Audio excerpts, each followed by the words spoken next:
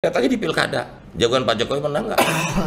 Yang didukung Pak Jokowi, menurut saya menang di pilkada. Pak Jokowi secara lisan mengendorse, Ridwan Kamil kalah. Kan berarti sudah tidak ada hegemoni Pak Jokowi lagi. Di pilkada aku yakin semua kandidat kepala daerah yang didukung Pak Jokowi atau teridentifikasi dukung Jokowi pasti menang, pasti menang, pasti menang. Valdo Maldini di endorse secara terang-terangan kalah. Terus di Kota Bandung di endorse terang-terangan kalah. Di Karanganyar di endorse terang-terangan kalah. Gubernur Jambi datang ke Pak Jokowi, soan minta dukungan, di endorse kalah juga. Jadi artinya apa? Sekarang ini ya sudah, Pak Jokowi itu sudah orang biasa. Jangan atas nama omon-omon begitu dong. Klaim-klaim ini rakyat begini. Buktinya 14 Februari jagoan yang didukung Pak Jokowi 02 yang menang.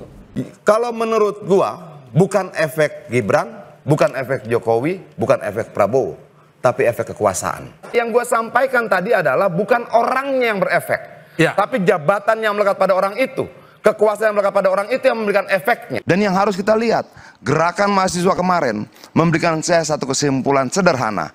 Keberuntungan Jokowi sudah selesai. Keberuntungan Jokowi sudah selesai. Keberuntungan Jokowi sudah selesai.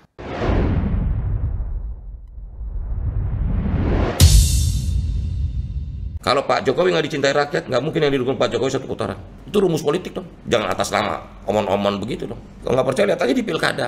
Jagoan Pak Jokowi menang nggak? Yang didukung Pak Jokowi, menurut saya menang di pilkada. Di Jakarta sudah turun Pak Jokowi, Pak Prabowo melalui surat. Kalau Pak Jokowi secara lisan mengendorse, Ridwan Kamil kalah. Kan berarti sudah tidak ada hegemoni Pak Jokowi lagi. Ada yang enggak, ya iya nggak apa-apa. Di pilkada aku yakin semua kandidat kepala daerah yang didukung Pak Jokowi atau teridentifikasi dukung Jokowi pasti menang, pasti menang, pasti menang. Bukan hanya di Jakarta kan Pak Jokowi. Di mana itu?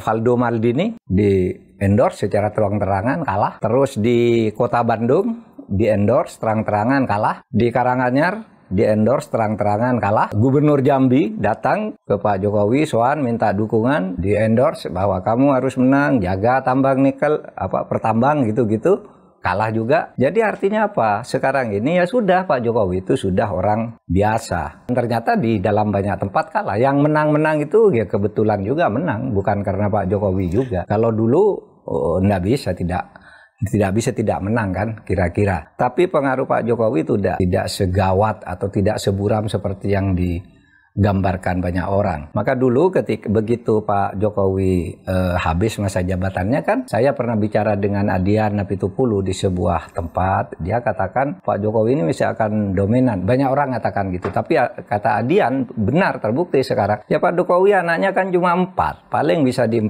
provinsi atau 4 kabupaten. Dia kan tidak punya anak 520 sejumlah kabupaten kota di Indonesia. Paling nggak berpengaruh di situ kalau sudah jadi orang biasa. Dan itu ternyata betul sekarang gitu. Tapi kalau berandai-andai pakai ini rakyat nggak bisa lah. Kalau Pak Jokowi nggak dicintai rakyat, nggak mungkin yang didukung Pak Jokowi satu putaran. Itu rumus politik dong. Jangan atas nama omon-omon begitu dong.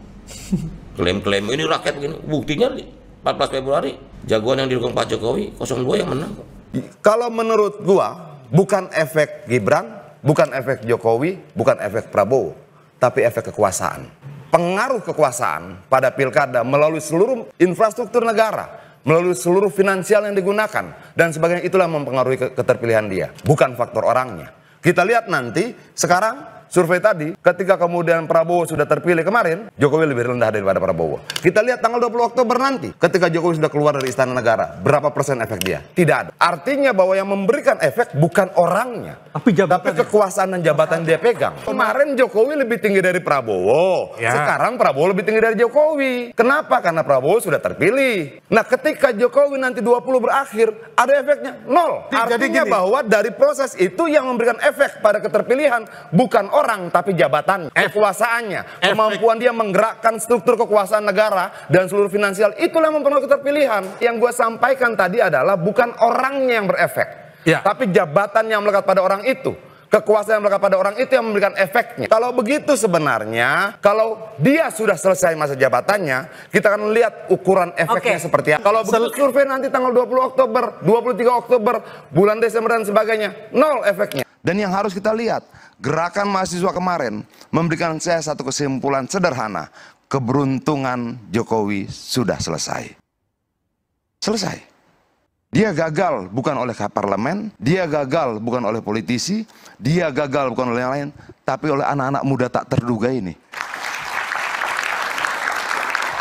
Anak-anak muda tak terduga ini yang membuat rencana itu berantakan, yang membuat balik itu kocar-kacir, yang membuat terpaksa harus merubah KPU lagi. Tunduk mereka.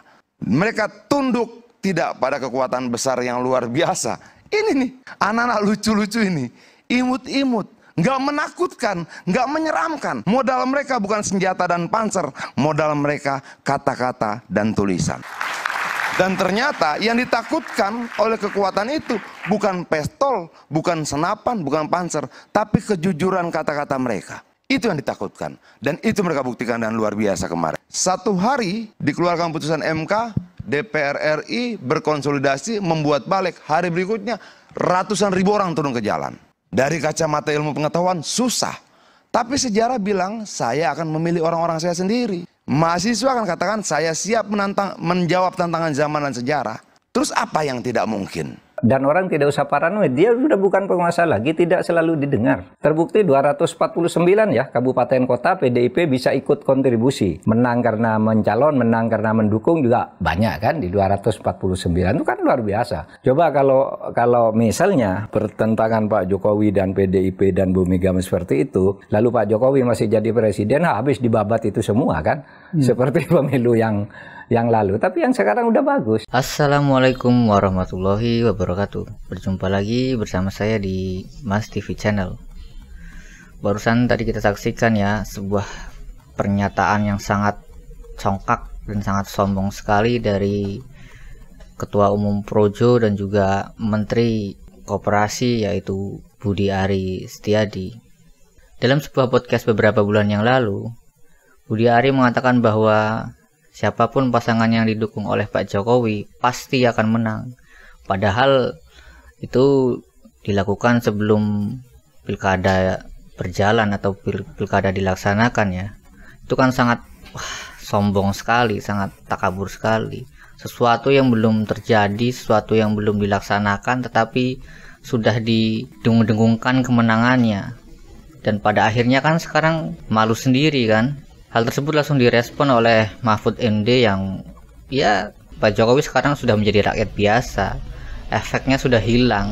Pasangan yang didukungnya ternyata ya banyak juga yang kalah. Seperti yang kita ketahui beredar di TikTok video Pak Jokowi mengendorse beberapa pasangan calon bupati dan juga wali kota dari berbagai daerah. Dan nyatanya banyak juga yang kalah kan. Pada akhirnya ya Pak Jokowi sudah tidak lagi menunjukkan efeknya.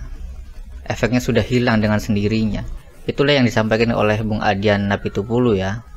Bahwa seperti Pak Jokowi, Pak Prabowo, dan Mas Gibran itu sebenarnya tidak memiliki efek apa-apa.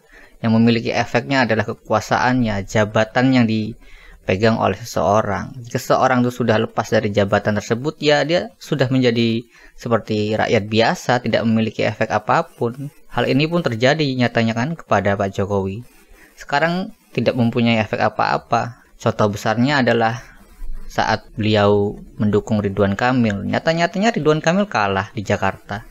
Padahal sudah berkampanye, rela-rela datang dari Solo ke Jakarta, tapi nyatanya kalah kan dengan Pramono Anung dan juga Rano Karno. Disitulah seharusnya para pendukung Pak Jokowi dan juga Pak Jokowi sendiri sadar bahwa selama ini yang memiliki efek itu adalah jabatan atau kekuasaan yang dipegang oleh Pak Jokowi. Saat Pak Jokowi sudah lengser, sudah tidak lagi menjadi presiden, ya dengan sendirinya, dengan alaminya ya pengaruh tersebut akan hilang. Dan bagaimana menurut pendapat kalian tentang statement dari Pak Budi Ari ini? Silahkan tulis komentar kalian di kolom komentar. Wassalamualaikum warahmatullahi wabarakatuh.